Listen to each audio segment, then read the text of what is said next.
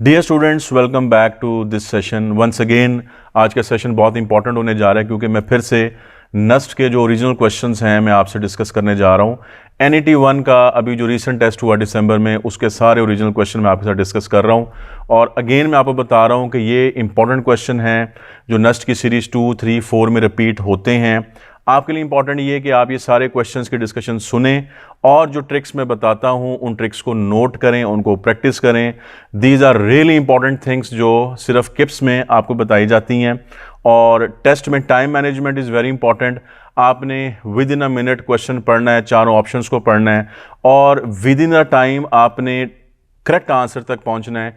इसके लिए ज़रूरी है कि आपको ट्रिक्स, शॉर्टकट्स बताए जाएं, कैलकुलेशन के तरीके बताए जाएं, ट्रेनिंग आपको दी जाए। सो इस एतबार से ये सेशन आपके लिए एक्सट्रीमली इंपॉर्टेंट है इसको अटेंड करना। तो अब हम करेंगे आज के इस सेशन के जो क्वेश्चंस हैं उनको स्टार्ट करते हैं डिस्कस करना। लें जी, पहला क्वेश्चन आज के सेशन का हम देखते हैं। What is the period of the function cosecant. आप रिकॉल करें, पीरियड का क्वेश्चन बहुत इंपॉर्टेंट है, इसने टेस्ट में हमेशा ही आना होता है।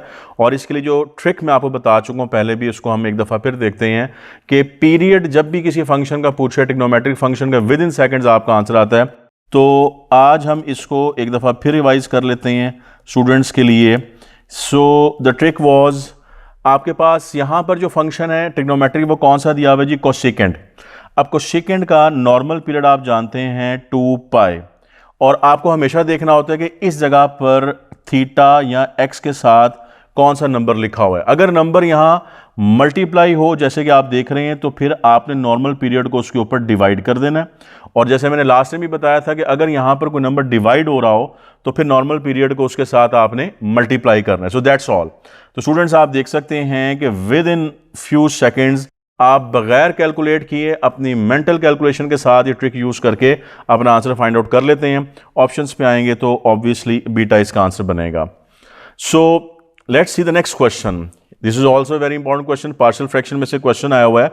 और आपने यहां पर क्या करना है, ये जो कॉन्स्टेंट्स आपको नजर आ रहे हैं, अननोन नजर आ रहे हैं, ए और बी, इनकी आपने वैल्यू फाइंड आउट करनी है। और पार्शियल फ्रैक्शन में अगर आप टाइप को देखेंगे तो टाइप यहां पर कौन सी आपको नजर आ रही है, लीनियर फैक्टर्स। लीनियर फैक्टर्स वाला क्वेश्चन आपको यहां पर टेस्ट में मिल रहा है। सो इसको सॉल्व करना है बेसिकली आपने, और सॉल्व इस तरीके से करना है कि मैं इसको यूं बताता हूं कि देखें, आपने दोनों साइड पर इस डिनोमिनेटर के साथ मल्टीप्लाई कर लें। ठीक है जी, दोनों साइड पे। सो लेफ्ट हैंड साइड के ऊपर आपके पास क्या आ जाएगा, 4। और जब आप यहां मल्टीप्लाई करेंगे तो a के साथ आप लिख लेंगे x + 3, और जब आप यहां मल्टीप्लाई करेंगे इसी फैक्टर के साथ तो b के साथ आप लिख लेंगे x + 2। अब यहां पर आप मेंटल कैलकुलेशन करें तो बहुत अच्छा है। करना आपने ये होता है कि एक दफ़ा यहां से x की वैल्यू फाइंड आउट करें तो बनती है -3, और इस x की वैल्यू -3 को आपने पुट कर देना है इस इक्वेशन के अंदर। अच्छा, दूसरी दफ़ा आपने क्या करना है कि इस फैक्टर को x + 2 को 0 को इक्वल करें तो यहां से x की वैल्यू आपको मिलेगी -2। इस x की वैल्यू को भी आपने क्या करना है, पुट कर लेना है इसी इक्वेशन के अंदर। तो स्टूडेंट्स, आपको a और b के आंसर मिल जाएंगे। Let's do that. अगर मैं यहां पर x का -3 पुट करता हूं सबसे पहले तो ये 0 बन जाएगा, और यहां -3 पुट करेंगे तो ये -b बनेगा, विच मीन्स कि b की जो वैल्यू है दैट इज -4 फाइनली। और उसके बाद अगर आप a की वैल्यू फाइंड आउट करने जाएंगे तो आपने क्या करना है, यहां से इस फैक्टर को 0 जो आपने पुट किया हुआ है, यानी -2 निकाला हुआ है, -2 को आप यहां पुट कर लें तो ये बन जाएगा, यहां -2 पुट करने से 3 - 2 दैट इज 1, तो a की वैल्यू आ जाएगी 4। अब आप देखिए कि a की वैल्यू 4 है, b की वैल्यू -4 है।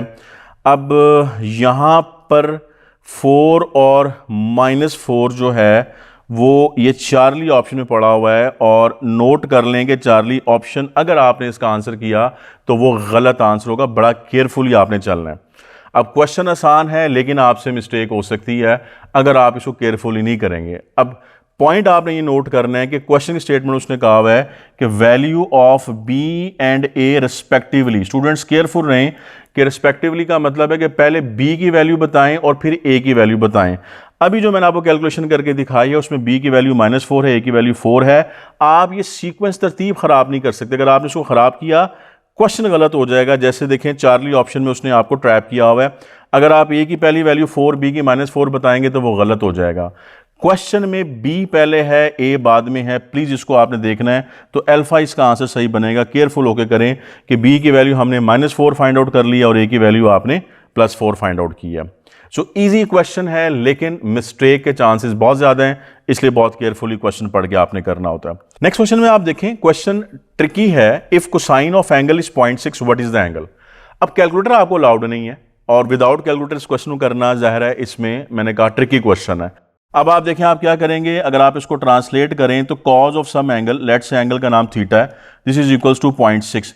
Now we have to find the value of theta without calculator. लेकिन याद रखें एंटी टेस्ट में आपने स्मार्टली प्ले करना है, आपका आईक्यू चेक होता है, आपको इस सेशन की ट्रेनिंग के अंदर बताया जा रहा है किस तरीके से आप इन क्वेश्चंस को हैंडल करेंगे। आपने कंफ्यूज नहीं होना कि यार विदाउट कैलकुलेटर मैं क्या करूंगा। देखें मैं पहले भी आपको ट्रिक बता चुका हूं, इसका फिर ट्रिक बता देता हूं कि ऐसे क्वेश्चन में आप क्या करें कि आप ऑप्शंस के साथ प्ले करें, आप इसको बैक सॉल्व करें। यानी मैं ट्रिक आपको बता रहा हूं, बैक सॉल्व करके देखें, you will find your answer very easily. मिसाल के तौर पे अल्फा ऑप्शन को देखते हैं। अब अल्फा ऑप्शन है 30 डिग्री लिखी हुई है।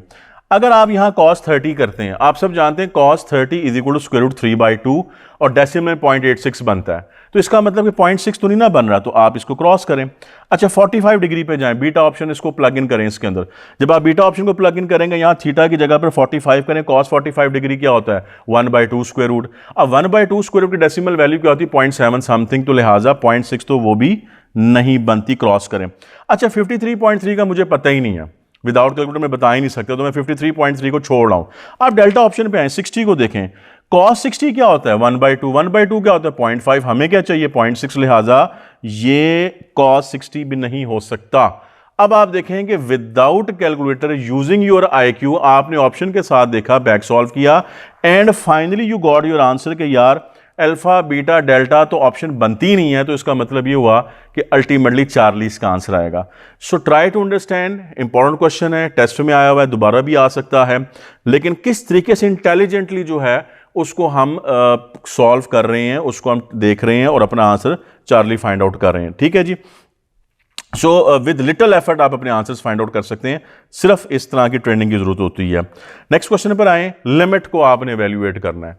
मैंने लास्ट टाइम भी आपको बताया था कि लिमिट जब भी आप एवेल्युएट करने जाएंगे, सबसे पहला काम आपने क्या करना है, डायरेक्ट लिमिट अप्लाई करनी है। इस चीज को कभी ना भूलें, डायरेक्ट लिमिट अप्लाई करनी। जब आप इस पर डायरेक्ट लिमिट अप्लाई करेंगे तो x की जगह पर आप क्या करेंगे 0, साइन 0 क्या होता है 0, यहां x को 0 पुट करेंगे, tan 0 क्या होता है 0। तो दिस इज इंपॉर्टेंट कि यहां 0/0 फॉर्म बन रही है। आपको याद है कि 0/0 फॉर्म जब बने तो ट्रिक मैं पहले भी बता चुका हूं, उसको एक दफा फिर रिपीट कर रहा हूं आप लोगों के लिए कि ट्रिक ये होता है कि जब 0/0 फॉर्म बने तो डिफरेंशिएशन किया करें स्टूडेंट्स। और डिफरेंशिएशन मैंने कैसे बताई थी, न्यूमरेटर का डेरिवेटिव अलग लें और डिनोमिनेटर का डेरिवेटिव अलग लें। तो sin x का डेरिवेटिव न्यूमरेटर में क्या बनेगा, दैट बिकम्स cos x, और डिनोमिनेटर में जो टेंजेंट x लिखा हुआ है इसका डेरिवेटिव हम सब जानते हैं, that is second square x। अब आप इसमें लिमिट पुट करते हैं तो cos 0 क्या होता है 1 और सेकंड 0 भी क्या होता है 1 और 1 का स्क्वायर भी क्या होगा ultimately 1। So this is your answer, alpha option इसका आंसर है। तो विद इन फ्यू सेकंड्स आप अपना आंसर फाइंड आउट कर लेते हैं। मैं एक बात यहां पर और बताना चाहता हूं, इस पर्टिकुलर टाइप ऑफ क्वेश्चन के लिए अगर आप इसको भी याद रख लें, याद रखें limit x goes to 0 sine ax over tangent bx, अगर ये वाली फॉर्म हो तो याद रखें इसका आंसर हमेशा a ओवर b डायरेक्ट होता है। देखें अगर आप इस ट्रिक को भी अप्लाई कर लेंगे तो आपके पास आंसर बन जाएगा, क्योंकि यहां पर a क्या है x का कोफिशिएंट व्हाट इज दैट 1, और b क्या है डिनोमिनेटर में टेंजेंट के x का कोफिशिएंट, और वो यहां पर क्या बना हुआ है 1। So again your answer is 1। तो दो बातें बता दी, जनरली तो ये है कि जी आप इसको डेरिवेटिव के साथ कर लें, स्पेसिफिकली ये है कि इस फॉर्म के क्वेश्चन के लिए जहां साइन और tan इस तरीके से लिखे हुए हैं, तो आप ये सेकंड पॉइंट भी याद रखें, ये किसी और क्वेश्चन में एज अ शॉर्टकट आपके काम आएगा। नेक्स्ट क्वेश्चन पर आए, फोकस निकालना है पैराबोला का, very important question and very easy question as well. मैं ये समझाता हूं कि सबसे पहले देखें पैराबोला है कौन सा। आप जानते हैं पैराबोला की 4 शेप्स हैं, open right, open left, open up, open down, तो हमेशा आपने आइडेंटिफाई करना होता है। वाई के ऊपर स्क्वायर है तो हमेशा ओपन राइट या लेफ्ट होगा, पॉजिटिव है यहां पर तो पॉजिटिव का मतलब है कि हमेशा ओपन राइट होगा। सो अगर मैं आपको रफली दिखाऊं इसकी शेप जो कि आपके माइंड में बननी चाहिए, वो ये बनेगा कि यहां पर एक पैराबोला है इस इक्वेशन जो बन रहा है, which is opening on the right side, right. अच्छा, आपने क्या बताना है? फोकस। फोकस यहां पर एक पॉइंट है जिसको आप फोकस कहते हैं। आपके माइंड में होना चाहिए कि जो पैराबोला राइट साइड पे ओपन होता है उसका फोकस यहां पर एक्स एक्सिस के ऊपर है और फोकस के कोऑर्डिनेट्स क्या होते हैं? ए और 0। All you have to do is K find the value of A. अब ए की वैल्यू फाइंड आउट करने का जो मेथड है वो क्या है कि आप लिखते हैं 4a is equal to X के कॉफिशिएंट के साथ इक्वल करें, और यहां पर एक्स का कॉफिशिएंट क्या लिखा हुआ है? 4। तो ए की वैल्यू क्या आ जाएगी? 1। तो आपका आंसर नहीं आ गया। यानी अभी मैंने आपको बताया कि फोकस जो राइट साइड पे पैराबोला ओपन होता है उसका फोकस क्या होता है? ए और 0। आपने ए की वैल्यू फाइंड आउट कर ली है तो फोकस आपका क्या बनेगा स्टूडेंट्स? 1 और 0, ये इसका आंसर है। तो ऑप्शन में अगर आप देखें तो डेल्टा इसका आंसर बनेगा। सो ऐसे क्वेश्चन में कैलकुलेशन बहुत ज्यादा नहीं है, विद इन फ्यू सेकेंड्स आपका आंसर आता है, लेकिन आपका जो बेसिक नॉलेज है, बेसिक कॉन्सेप्ट जो आपने पढ़ रखा है, दैट इज इंपॉर्टेंट। और बेसिक नॉलेज मैंने आपको यहां पर क्या बताया कि पैराबोला ओपन किस तरफ हो रहा है यह पता होना आपको जरूरी है। तो जिस साइड पे वो ओपन होगा वही फोकस के कोऑर्डिनेट्स आप यूज करके ए हमेशा इसी तरह फाइंड आउट करेंगे और आपको जो है फोकस मिल जाएगा। राइट, नेक्स्ट क्वेश्चन पर आए। What is the value of this sine arc cos? आप जानते हैं आर्क का मतलब क्या होता है? Arc represents inverse. आपके एफएससी के कोर्स में आर्क का वर्ड नहीं है, लेकिन आर्क का मतलब होता है इनवर्स। तो आर कॉज का मतलब है कॉज इनवर्स की बात हो रही है। अच्छा, ये ट्रिकी क्वेश्चन होता है, मैं हमेशा कहता हूं, और इसमें चूंकि आपके पास कैलकुलेटर नहीं है और वैल्यू बड़ी इसमें जो है वो ट्रिकी किस्म की दी होती हैं, इसलिए हमेशा ये क्वेश्चन आपके लिए मुश्किल हो सकता है। लेकिन जो ट्रिक मैं आपको बताता होता हूं उस ट्रिक के साथ आप चलेंगे तो विद इन फ्यू सेकंड्स आपका काम हो जाएगा। अब मैं क्या करता हूं कि देखिए मेरे पास क्वेश्चन है साइन, मैं इसको इनवर्स की फॉर्म में लिख रहा हूं, कॉज इनवर्स 4/5। मैं आपको हमेशा बताता हूं कि एक राइट एंगल ट्रायंगल बनाए रफ वर्क के अंदर। ये राइट एंगल ट्रायंगल मैंने बना दी और इस राइट एंगल ट्रायंगल पे जो इनर फंक्शन है उसकी जो आपको वैल्यूज दी हुई है उसको एज अ रेशो इस्तेमाल करें। कहना मैं चाहता हूं कि कॉज का फंक्शन है, कॉज इनवर्स लिखा हुआ है, कॉज की रेशो क्या होती है? Base over hypotenuse. तो ये फिर आप बेस ले लें, यानी 4 इसकी बेस और हाइपोटेन्यूज क्या बन जाएगा? 5। अब आपने हमेशा क्या करना है? राइट एंगल ट्रायंगल कंप्लीट करनी फिथागोरस थ्योरम से। तो यहां पर क्या आ जाएगा? 3 आ जाएगा। जैसे ही राइट एंगल ट्रायंगल कंप्लीट हो जाए तो वो जो आउटर रेशो आपको दी हुई है इसको आपने कैलकुलेट कर लेना है। जैसे यहां पर लिखा है साइन, साइन आप सब जानते हैं कि साइन क्या होता है? Perpendicular over hypotenuse. तो ये इसका आंसर आ गया, परपेंडिकुलर ओवर हाइपोटेन्यूज, और यही इस पूरे क्वेश्चन का आंसर है। अब आप देख लेंगे विद इन फ्यू सेकंड्स, और इस शॉर्टकट ट्रिक को यूज करके आपका आंसर आ गया 3/5। ऑप्शन में अगर आप देखेंगे तो डेल्टा इसका आंसर बनेगा। नेक्स्ट क्वेश्चन पर आए। Tangent A is equal to cot B, what is A plus B? देखिए मैं हमेशा आपसे कहता हूं कि जब ट्रिग्नोमेट्रिक इक्वेशन आ जाए तो आप इसको बैक सॉल्व कर लिया कर रहे हैं, लेकिन यहां पर क्वेश्चन मुश्किल हो गया है। क्वेश्चन मुश्किल इसलिए हो गया है कि यहां पर दो बातें आ गई, ए और बी, और सिर्फ ए और बी की वैल्यू नहीं बतानी बल्कि ए और बी का सम करके आपने बताना है। तो ये इतना आसान नहीं है कि आप इसको सिर्फ बैक सॉल्व करके फाइंड आउट कर लें। अब आपने एक बात याद रखनी जो मैं बताने आपको लगा हूं, दैट इज वेरी इंपॉर्टेंट, और इसको मैं ट्रिक आपको बताने लगा हूं। सबसे पहले आप ये नोट करें कि इस इक्वेशन में टेंजेंट लिखा हुआ है और कॉट लिखा हुआ है, और आप सब जानते हैं कि टेंजेंट और कॉट एक दूसरे के क्या होते हैं? को रेशोज होते हैं। देखिए जी, मैं आपको एक कॉन्सेप्ट, एक प्रॉपर्टी, एक ट्रिक बताने लगा हूं जो बहुत सारे क्वेश्चंस में आपके काम आएगा। ठीक है जी। तो पहली बात क्या है कि को रेशोज हैं। आप जानते हैं साइन और कॉस क्या होते हैं? को रेशो। टेंजेंट और कॉट भी क्या होते हैं? को रेशो। सेकंड और कोसेकेंट भी क्या होते हैं? को रेशो। ठीक है। अब टैन और कॉट यहां पर को रेशो दिए हैं, और को रेशो में बीच में क्या आ रही है? इक्वालिटी, इक्वल आ रहे हैं। अब ये बात आपने सुननी है जो मैं बताने लगा हूं। याद रखें कि को रेशोज, ये ट्रिक है बड़ा important, co ratios are equal for complementary angles. हाँ जी, ये लाइन याद रखें, ये प्रॉपर्टी याद रखें, तो आपके ऐसे सारे क्वेश्चन बहुत आसानी से सॉल्व हो जाएंगे। Co ratios are equal for complementary angles. आप में से कई लोग बैठे सोच रहे हैं कि ये कॉम्प्लीमेंट्री एंगल क्या होते हैं? यार कॉम्प्लीमेंट्री एंगल्स वो होता है जिनका सम 90 डिग्री होता है। तो कॉम्प्लीमेंट्री का मतलब ये हुआ कि अगर ए और बी कॉम्प्लीमेंट्री एंगल हैं तो फिर इनका सम क्या बनेगा? 90 डिग्री बनेगा। क्या बात समझ आई आपको? बात आपको ये समझ आई है कि को रेशोज इक्वल तब होंगे, साइन और कॉस इक्वल होंगे, टैन कॉट इक्वल होंगे, सेकंड कोसेकेंट इक्वल होंगे। कब इक्वल होंगे? जब एंगल्स क्या होंगे? कॉम्प्लीमेंट्री। और एंगल्स कॉम्प्लीमेंट्री का मतलब ये हुआ कि उनका सम क्या होगा? हमेशा 90 डिग्री। अगर आप इतनी बात समझते हैं, याद रखते हैं, तो इस इंपॉर्टेंट क्वेश्चन का आंसर 2 सेकंड में आपने कर देना है। और सिंपली ये है कि tan A is equal to cot B, यानी यहाँ पर tan और cot जो हैं वो को रेशोज हैं, ये इक्वल हैं, तो जो A और B एंगल्स आपको दिए हुए स्टूडेंट्स वो फिर क्या होंगे, कॉम्प्लीमेंट्री। और कॉम्प्लीमेंट्री का मतलब ये हुआ कि इनका जो सम वो पूछ रहा है आपसे, ये अल्टीमेटली क्या होगा, 90। तो क्वेश्चन ट्रिकी है, बैक सॉल्व नहीं हो सकेगा। आपको सिर्फ ये बात याद रखनी जो बात मैंने बता दी है, और ये बात बहुत सारे क्वेश्चंस के अंदर इंप्लीमेंट होगी, आगे चल के भी हमें ऐसे क्वेश्चन मिलेंगे। So it's really important fact trick जो मैंने आपको बता दी, इसको जरूर याद रखें। हाँ जी, इस क्वेश्चन में आप देखें आयोटा पावर 14, आयोटा पावर 15, 16, 17 का सम आपने बताना है। पहला इंप्रेशन तो आप में से कई लोगों के माइंड में ये है कि हम इसको भी सॉल्व करें, आयोटा 14 को, 15, 16 सबको इंडिविजुअली सॉल्व करके आंसर निकाल के सम कर लें, तो ये गलत नहीं होगा। आप ऐसा बिल्कुल कर सकते हैं, आप सारी आयोटा की पावर्स को सॉल्व करके सम कर लें, जो भी आंसर आएगा। लेकिन जो बात मैं आपको बताने लगा हूं, उस बात से किसी किस्म की कैलकुलेशन करने की कोई ज़रूरत नहीं, आप डायरेक्ट पूछेंगे। और वो बात ये कि याद रखें, whenever you have 4 iotas, sum of 4 iota with consecutive power, powers consecutive हों, तो याद रखें इसका सम हमेशा 0 होता है, इसका सम हमेशा 0 होता है। 4 आयोटा हों, उनकी पावर कंसेक्यूटिव हो और सम हो रहा हो, तो ये आंसर हमेशा 0 होगा। इस बात को मैं यहाँ बता देता हूँ आपको कि iota power n plus iota power n plus 1 plus iota power n plus 2 plus iota power n plus 3। तो स्टूडेंट्स याद रखें, this is always equals to 0 and n over here belongs to integers, मतलब positive negative कोई भी हो सकते हैं।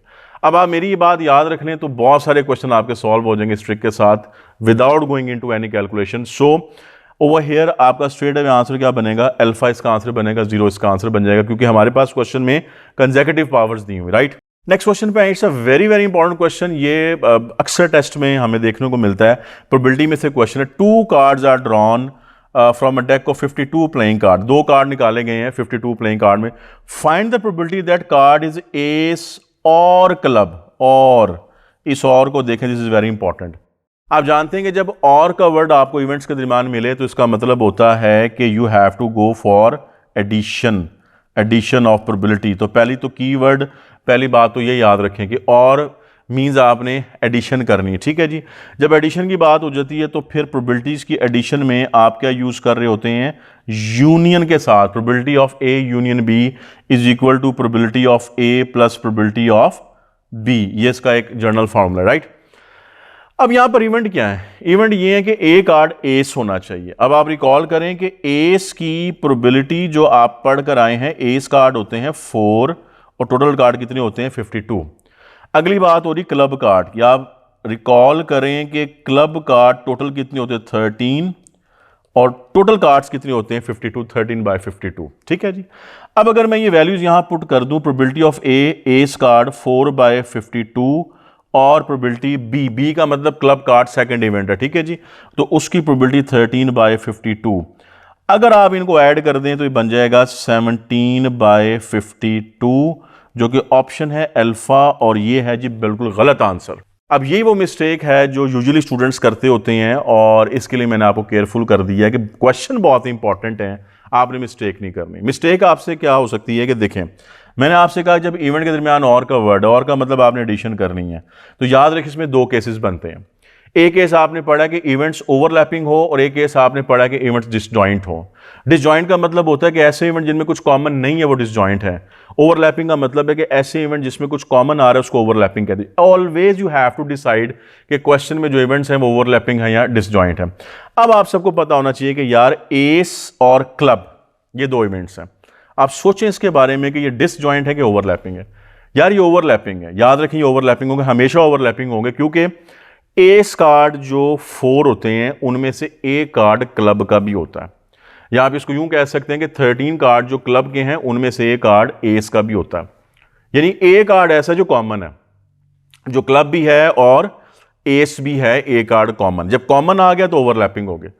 अब आप रिकॉल करें कि ओवरलैपिंग के अंदर आप क्या करते हैं, आप माइनस करते हैं probability of A intersection B, यानी वो जो कॉमन है उसकी प्रोबेबिलिटी माइनस करनी है।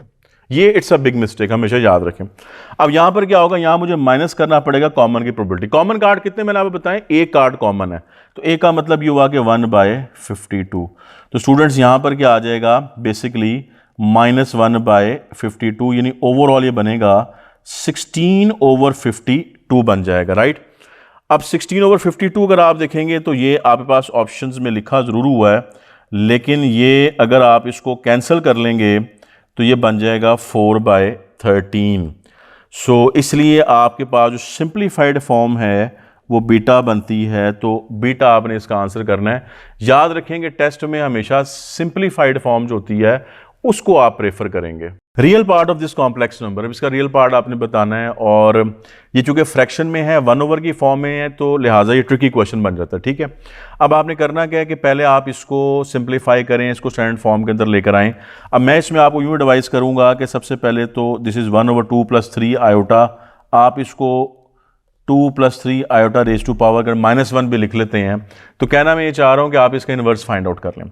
अच्छा, कॉम्प्लेक्स नंबर का इन्वर्स फाइंड आउट करने का फार्मूला भी, मेथड भी मैं इसको ट्रिक के साथ आपको बता देता हूँ कि जब आपने इन्वर्स फाइंड आउट करना है तो इन्वर्स का ट्रिक आप लिख लें। वो ये होता है कि आपने इस कॉम्प्लेक्स नंबर का कॉन्जुगेट लेना है। कॉन्जुगेट आप सबको आता है, इमेजिनरी पार्ट का साइन चेंज करना, और इसको मॉड के स्क्वायर पे डिवाइड कर दें। मॉड का स्क्वायर क्या बनेगा, 2 का स्क्वायर 4 और 3 का स्क्वायर 9, तो 9 + 4 13, तो ये 13 पे डिवाइड कर दें, मॉड के स्क्वायर पे डिवाइड कर दें। अच्छा, ये आ गई इसकी सिंप्लीफाइड फॉर्म और आपका क्वेश्चन सॉल्व हो गया। कैसे सॉल्व हो गया, आपने क्या बताना है क्वेश्चन में, रियल पार्ट, यानी इसका रियल पार्ट, और इसकी जो सिंप्लीफाइड फॉर्म है बेसिकली वो मैंने आपको ये कैलकुलेट करके दे दी है। तो अब आप इसका रियल पार्ट देख लें। अब यहां से इसका रियल पार्ट बेसिकली क्या बनेगा, 2/13, ये इसका रियल पार्ट है, और ऑप्शन में आप देखेंगे तो अल्फा इसका आंसर बनेगा। अगर उसने इमेजिनरी पार्ट पूछा तो जाहिर है -3/13। मैं एक बात आपको बता दूं, जो ट्रिक मैंने आपको बताया इन्वर्स फाइंड आउट करने का, उसको मैं यहां लिख भी देता हूं आपके लिए। मैंने आपसे कहा कॉम्प्लेक्स नंबर z अगर है तो उसका कॉन्जुगेट लें और इसको डिवाइड कर दें कॉम्प्लेक्स नंबर के मॉड के स्क्वायर पर। तो ये आपने कब करना है, जब आपने z इनवर्स फाइंड आउट करना है, यानी इनवर्स फाइंड आउट करना है, right. Provided that z is not equal to 0, ज़्यादा डिनोमिनेटर में 0 नहीं आना चाहिए। तो ये वो ट्रिक है, जो प्रॉपर्टी है, जो बेसिकली मैंने इस क्वेश्चन में यूज़ की है। शॉर्टकट आपको बताया और आप बहुत ईजिली इसको फाइंड आउट कर लेते हैं। नेक्स्ट क्वेश्चन पे है, cos inverse of -1/2 is equal to x, तो sin x/2 निकालें। तो आपको समझ आ रहा है कि सबसे पहले तो अगर हम x फाइंड आउट कर लेते हैं यहां से, तो x फाइंड आउट कर लें तो x की वैल्यू यहां पर पुट कर दें। अब x फाइंड आउट कैसे करेंगे, x इक्वल है कॉज इनवर्स ऑफ -1/2 के। अब आप इसको कैलकुलेट कर लें कि कॉज इनवर्स ऑफ -1/2 का आंसर क्या होता है। अगर तो आपको आंसर जुबानी याद है बहुत अच्छी बात है, दैट इज़ 120 डिग्री, तो 120 डिग्री के साथ आप इसे करें। और इन केस अगर आपको वो नहीं याद है वैल्यू, तो फिर उसके लिए मैं आपको इसका जो ट्रिक है वो बता देता हूँ। याद रखें, कॉज इनवर्स में अगर नेगेटिव आ जाए तो इसका ट्रिक याद रखें, फॉर्मूला याद रखें, pi minus cos inverse of x करते होते हैं। तो ये मैंने आपको ट्रिक बता दी। वैसे वैल्यू जुबानी याद हो तो सबसे अच्छी चीज़ है, cos inverse of -1/2 is equal to 120 degree. अब अगर आप यहाँ वैल्यू पुट कर दें, फिलहाल मैं आपको प्रैक्टिस करवा रहा हूँ, -1/2, this is pi minus cos inverse of 1। ये आप सब जानते हैं कि कॉज इनवर्स ऑफ 1/2 जो है दैट इज बेसिकली 60 डिग्री, जिसको आप π/3 कहते हैं, और पाई माइनस π/3 बिकम्स 2π/3, एंड 2π/3 का मतलब होता है 120 डिग्री। ठीक है जी।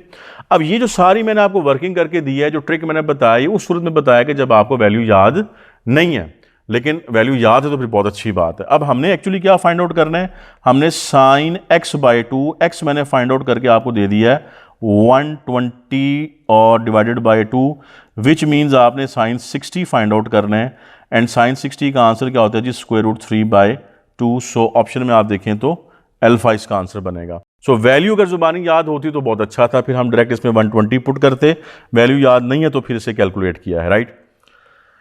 हाँ जी, यहां पर आइडेंटिफिकेशन आपने करनी है, इंपॉर्टेंट क्वेश्चन है। x² और -y²/(1) किसको रिप्रेजेंट कर रहा है, पैराबोला, हाइपरबोला, एलिप्स या सर्कल को। तो सबसे पहली बात आपको पता होनी चाहिए कि x पे भी स्क्वायर है, y पे भी स्क्वायर है, और साइन ऑपोजिट है, प्लस माइनस है, तो ये हाइपरबोला को रिप्रेजेंट करता है। और अगर इनके कोफिशिएंट सेम हो और दरम्यान में प्लस हो तो सर्कल होता है, और अगर कोफिशिएंट डिफरेंट हो और प्लस में हो तो फिर एलिप्स बनता है, राइट। और इस केस के अंदर यहाँ पर आप देख रहे हैं कि एक्स पे भी स्क्वायर है, वाई पे भी स्क्वायर है और दोनों के साइन ऑपोजिट है, प्लस माइनस, तो स्ट्रेट अवे आइडेंटिफिकेशन में आपने इसको हाइपरबोला करना है। तो टेस्ट में याद रखें ऐसे क्वेश्चन आते हैं जो कॉन्सेप्चुअल भी होते हैं, जिसमें आपका बेसिक नॉलेज चेक किया जा रहा होता है, आइडेंटिफिकेशन आपने करनी है, आइडेंटिफिकेशन आपका कॉन्सेप्ट अच्छा है तो बहुत तेज़ी के साथ आप ऐसे क्वेश्चन को आंसर कर लेते होते हैं। नेक्स्ट क्वेश्चन आए, इट्स अ ट्रिकी क्वेश्चन और interesting question. If one root of this equation, ये क्वाड्रेटिक इक्वेशन आपको नजर आ रही है, इज दिस थिंग, एक रूट इसका ये, what is the constant a, आपको जो ए नजर आ रहा है कांस्टेंट है, इसकी वैल्यू आपने फाइंड आउट करनी है।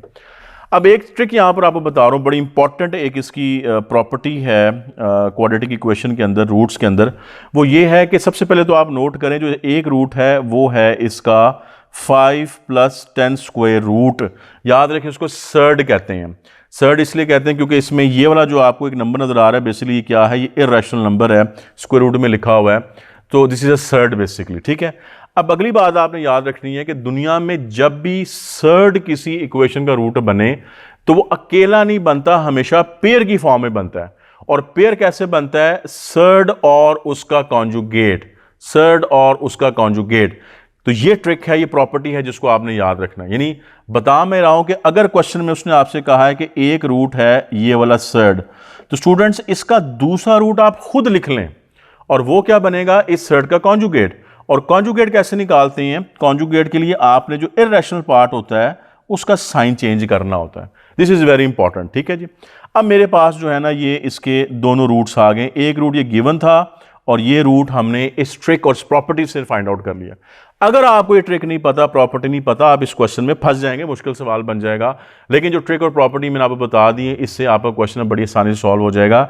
इसलिए मैं कहता हूँ ये डिस्कशंस बड़ी इंपॉर्टेंट है जो आपके साथ मैं कर रहा हूँ। ये ट्रिक्स, ये बातें सारी किप्स के प्लेटफॉर्म से बताई जा रही होती हैं, किप्स प्रिपरेशंस के अंदर, किप्स वर्चुअल सेशंस के अंदर हम आपको बता रहे होते हैं।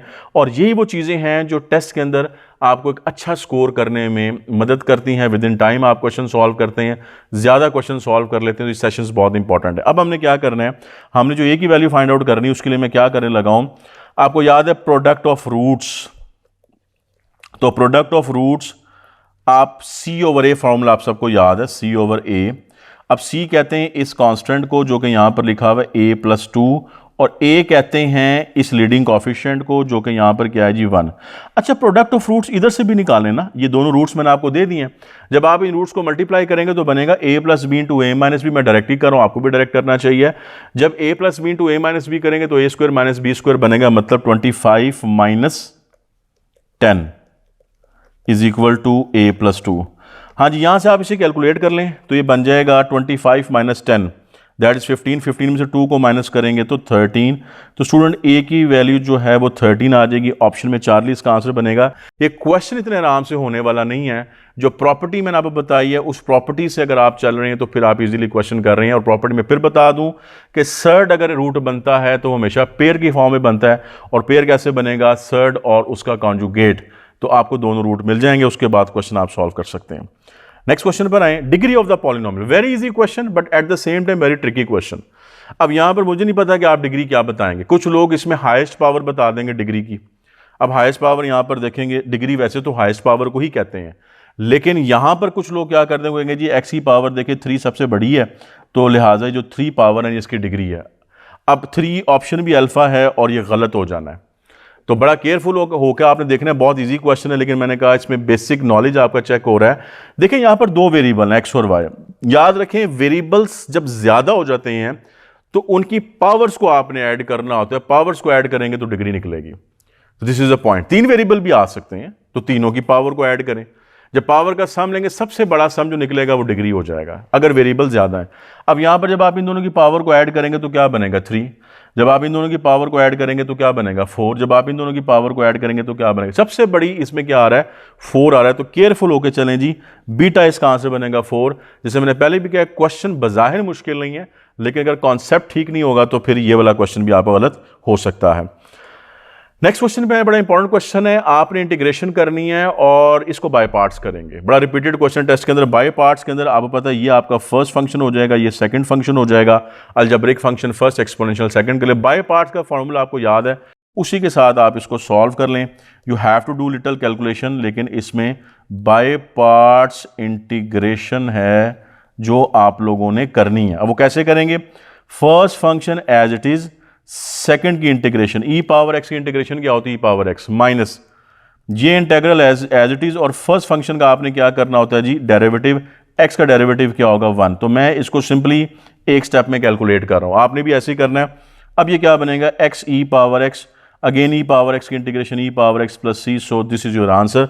सो विद इन 2 स्टेप्स आप इसे कैलकुलेट कर लेंगे, बाय पार्ट्स आपने इंटीग्रेशन करनी। ऑप्शन को देख लें। अब ऑप्शन जाहिर है उसने इस तरीके से नहीं दी जैसे ये मैंने यहां पर लिखा हुआ है, ऑप्शन को उसे सिंप्लीफाई किया हुआ है, तो आप इसे केयरफुली देख लें। आप इसमें सी पावर एक्स कॉमन लेंगे तो फिर अल्फा इसका आंसर बनेगा, यानी ई पावर एक्स यहां से कॉमन लेने के बाद। ठीक है जी, नेक्स्ट क्वेश्चन पर है, coefficient of a raise to power 8 and b raise to power 4 in the expansion of this binomial. It's a very interesting question. अब बजाहिर आप देखें तो बड़ा मुश्किल सवाल आपको लग रहा होगा कि यहां पर बायनोमियल की पावर कितनी है? 12। तो क्या हम इसको पूरा एक्सपैंड करें? अब एक्सपैंड करने का टाइम हमारे पास नहीं है। दूसरी बात यह है कि हम जनरल टर्म का फॉर्मूला यूज करके और वहां से इसका जो टर्म है वो फाइंड आउट कर लें और फिर टर्म से कोफिशिएंट की तरफ जाएं, वो भी इतना आसान काम नहीं। मैं आपको एक आसान सा ट्रिक बताने लगा हूं।